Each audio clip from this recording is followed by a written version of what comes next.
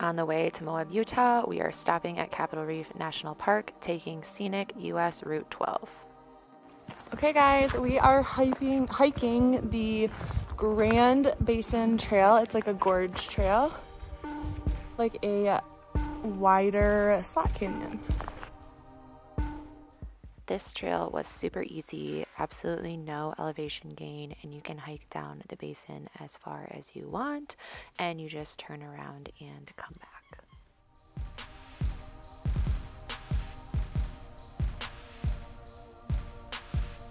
At Capitol Reef National Park. Starting to get a little bit more narrow in this huge gulch that we're hiking.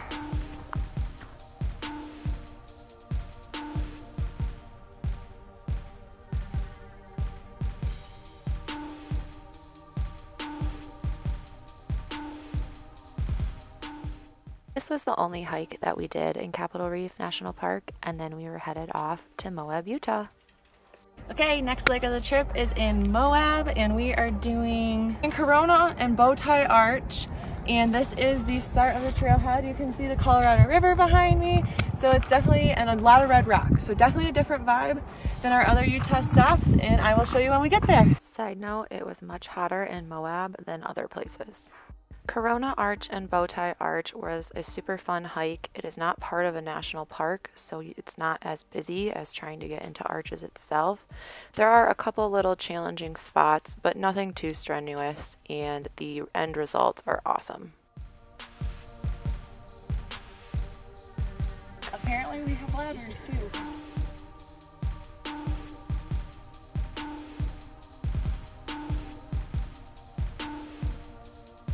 Up all the obstacles. Here's a far away view of all the little arches.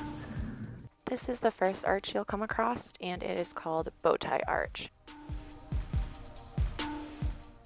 This is Corona Arch. It was the first arch that we saw being in Moab, and it was pretty incredible. We hiked up there during sunset. You couldn't really see much of the sunset, but the lighting views through the arch were really amazing.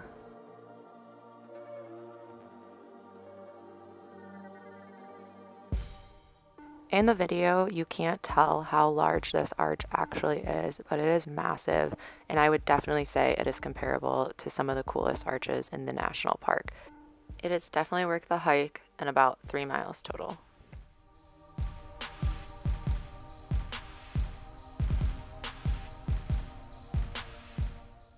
I stayed in the Expedition Lodge. It had a very retro vibe, as you can see from the hotel room, but it was nice, clean, and also had a pool.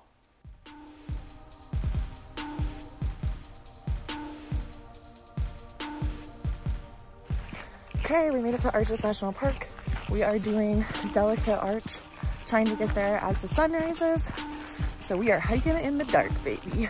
It is also packed on a Tuesday morning, 6:30 a.m. So we'll see what views we get. As I said before, we left at 6 a.m. to hike to Delicate Arch. You can just see the sun peeking over the rim here at the trailhead, and this is the actual Delicate Arch space. It is already loaded with people, as you can see in this video. There's tons of people taking photos. There's a line to take photos, and I will remind you, this is before the sun was even up. So if you're planning to go to Arches, definitely plan on getting there as early as you can and trying to get up to that arch as quickly as possible before the crowds come. All right, it is 7:30 in the morning, and there is already so many people here. It's also Tuesday morning. But this is the arch, the sun's coming up, it's backlighting it, it's beautiful, so worth it.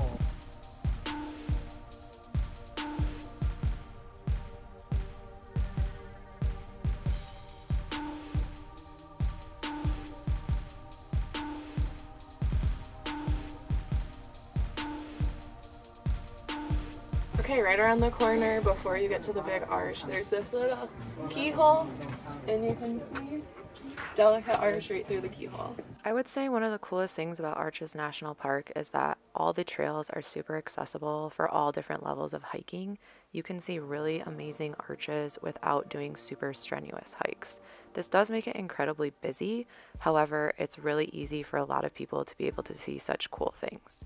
This arch here is landscape. It was really cool, super thin arch. Again, you can't tell from the camera angles, but this arch is super tall and it was really crowded on this trail as well, but a super accessible hike like I mentioned before.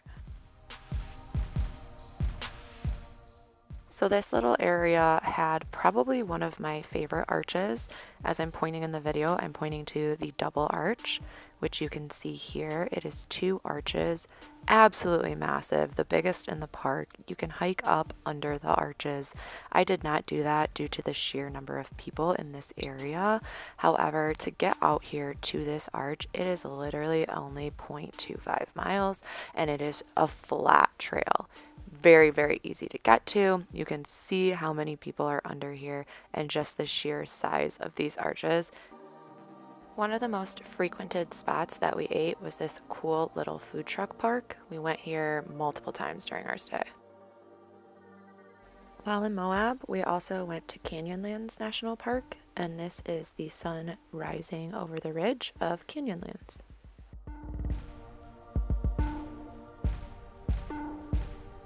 Hiking to Mesa Arch in Canyonlands. Once again, it's freezing. And we're here just at sunrise. This is the view through Mesa Arch. You can see into the canyon and the sun is just starting to come through the arch itself.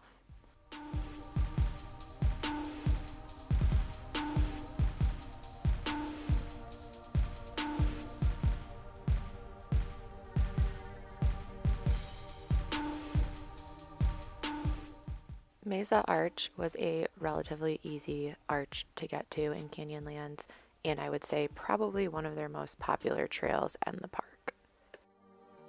Okay, this is the first scenic overlook of Upheaval Dome.